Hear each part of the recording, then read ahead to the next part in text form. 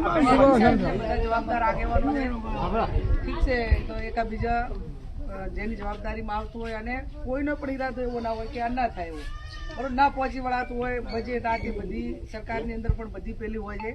શશિકાંતભાઈ અમે બધા સાથે ધારાસભ્ય હતા 2017 થી 22. તો 17 થી 22 સમગ્ર બનાસકાંઠામાં જે રસ્તાઓના જોબ નંબર પડ્યા એ હવે ના ભૂતો ના ભવિષ્ય છેલ્લા આ 3 વર્ષની અંદર કોઈના કોઈ કારણોસર બજેટ જે કાંઈ જે હોય તે પણ એ વખતે સૌથી વધારે નીતિનભાઈના વખતમાં બનાસકાંઠાના રોડો મળ્યા હતા ને એમાં અમે બધા જ પોતપોતાના વિસ્તારમાં સારા કામ કરાવવા માટે આ બાજુ આપણે કેનાલનું હોય, નવી કેનાલનું હોય કે કેનાલોનું રિપેરિંગનું કામ હોય, રસ્તા પહોળા કરવાના હોય કે ગૌશાળાઓનું હોય, આપણે 5 વર્ષની અંદર જેટલું એટલે કેમ કે સારી રીતે બધાને સંતોષકારક આપી શક્યા કામ નતા આપી શક્યા, બધાને આપી શક્યા હતા. અત્યારે વાત થઈ કે ભાઈ આ વરસાદી પાણીના નિકાલ માટે સાયફન બનાવવામાં આવ્યા, કેનાલ આડી આવવાના કારણે પાણીનો નિકાલ થતો નથી. તો એ સાયફન વાળું અમે ત્યાં નિગમમાં પણ કીધું છે, ફ્લડમાં એનું બજેટ પણ આવશે. વાત રહી મુખ્યમંત્રી સડક યોજનાની, એટલે આ ગામથી ગામને જોડતા રસ્તા. મારા પાસે બનાસકાંઠાની 7000 થી વધારે અરજીઓ છે, આખા જિલ્લાની 7000 થી વધારે. તે ધારાસભ્યને હવે હમણાં કીધું કે 5 કરોડ કે 6 કરોડ 5 કરોડ હાલે ને એટલે 5 કિલોમીટરનો 1 રોડ થાય. હવે 1 કિલોમીટર 1 કરોડ આપણે હતા એ ટાઈમે 45 લાખે 1 કિલોમીટર થતો હતો. એસ્ટિમેટ વધ્યું એટલે હવે 1 કિલોમીટરના 1 કરોડ, એટલે કોઈ પણ ધારાસભ્ય હોય તો વર્ષમાં 1 રોડ 5 કિલોમીટરનો થાય.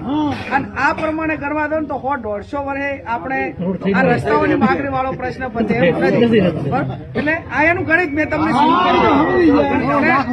એટલે કોઈ ખાસ પેકેજ બનાસકાંઠાને રોડો માટે હું તો પૂછું, ભાજપ કોંગ્રેસ ધારાસભ્યો આ તે બધું હજી બીજા 50 ધારાસભ્યો ચૂંટાશે ને તો આ પોલિસી પ્રમાણે શક્ય નથી. જે હાલની સિસ્ટમ છે એ પ્રમાણે આપણા વાવ ભાભરને આ 3 તાલુકાના આની જ વાત કરું છું તો 172 ગામ છે ત્યાં 3 એક 4 એક 500 રોડની જરૂર છે. 500 રોડની જરૂર હોય ભગવાનભાઈ, ત્યાં દર વર્ષે 1 રોડ થાય તો બીજા 50 ધારાસભ્યો 20 સંસદ સભ્યો આવશે તોય શક્ય નથી, ચૂંટાઈને આવશે તો આ પોલિસી પ્રમાણે.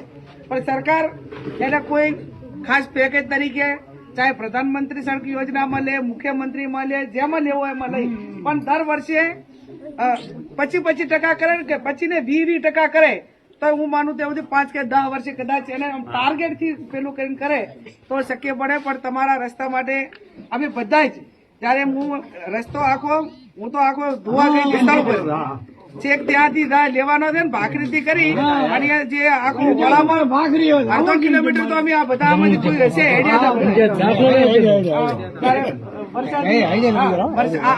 પરિસ્થિતિ હતી. અને આજે તો ત્યાં કેશ ડોલ કે જમીન ધોવાણ બાબતનું કે જે સરકારે નક્કી કર્યું છે એ તો બરોબર, પણ બાકીના તમારા જે મુખ્ય 2 કામ રોડ વાળું અને સાયપણ માટેનું, એટલે એના માટે કરીને અમે અમારી લડાઈ ચાલુ રાખશું. પણ આ સાયપણ વાળું તરત કરાવશું અને મુખ્યમંત્રી પાસે દઈશ તો પણ હું સંસદ સભ્ય તરીકે આ ગામનો લેટર લખીને શશિકાંતભાઈને દોતો